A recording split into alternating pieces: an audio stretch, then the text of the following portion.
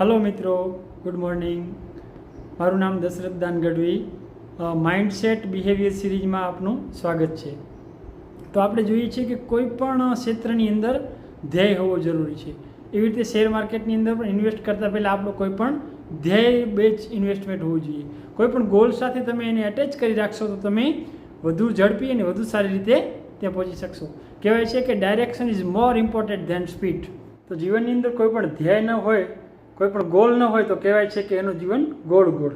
એટલે આપણે શેર માર્કેટની અંદર પણ એ જ વસ્તુ લાગુ પડે છે કે આપણે કોઈ પણ ધ્યેયની સાથે આગળ વધવું જોઈએ. જો તમારે સ્ટોક માર્કેટમાં નફો મેળવવો હોય તો એના ઉતાર ચઢાવથી તમારે તમારા માઇન્ડસેટને સેટલ કરવું પડે. સ્ટોક માર્કેટની અંદર ઉતાર ચઢાવ એ પાર્ટ ઓફ ધ લાઈફ છે એની. ભૂતકાળની ઘટનાઓ જોઈએ તો જીએસટી, ડિમોનેટાઇઝેશન, પેન્ડેમિક, કોવિડ, આ બધી ઘટનાએ સ્ટોક માર્કેટને ઘણું નીચો લાવી દીધેલું અને એની અંદર ઘણી બધી ઓપોર્ચ્યુનિટી પણ ક્રિએટ થઈ હતી.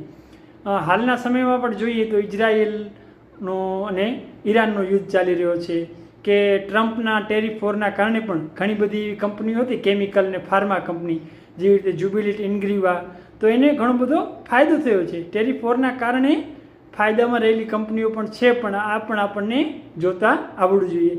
જ્યારે ફંડામેન્ટલ ને બેલેન્સ શીટ જોઈને આપણે આવી મજબૂત કંપનીઓને વોચ લિસ્ટમાં રાખી અને આપણે ખરીદદારી કરી શકીએ.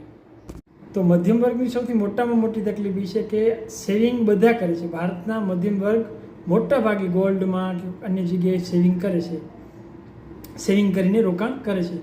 સેવિંગ બધા કરે છે પણ એનું યોગ્ય જગ્યાએ પ્લાનિંગ ન હોવાથી યોગ્ય જગ્યાએ રોકાણ કરતા નથી. તો આપણે ગોલ બેઝડ સેવિંગની રોકાણ કઈ રીતે કરવું? તો અત્યારથી જ આપણે લખીને રાખવું પડશે કે તમારે અત્યારથી કરીને આવતા 16 વર્ષ 17 વર્ષની અંદર તમારા કઈ જવાબદારીઓ તમારે આવવાની છે, એ જવાબદારીઓને અનુરૂપ રોકાણ કરો તો તમે કોઈ પણ ગોલને અને ઇન્ફ્લેશન એટલે કે મોંઘવારીને બીટ કરી શકશો.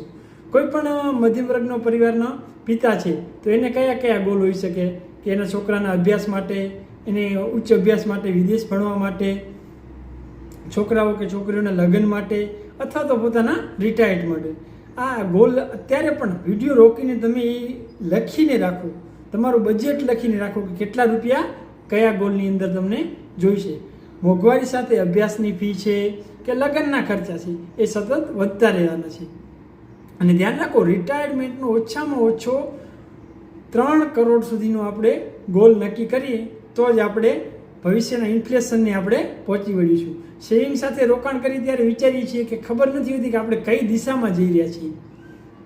પછી એમ થાય કે હવે હોમ લોન પહેલાં ભરું કે કાર લોનના પૈસા ભરું કે છોકરાઓની અભ્યાસ ફી ભરું. તો આ બધી સમસ્યાનો એક જ ઉપાય છે, માત્ર ગોલ બેઝ. એટલે કે તમારે જે જવાબદારીઓ આવતી હોય એની સામે એ ઇન્વેસ્ટમેન્ટ, એ રોકાણ તમારે કરતા જવું. માત્ર સેવિંગથી આપણે એને પહોંચી શકશું નહીં.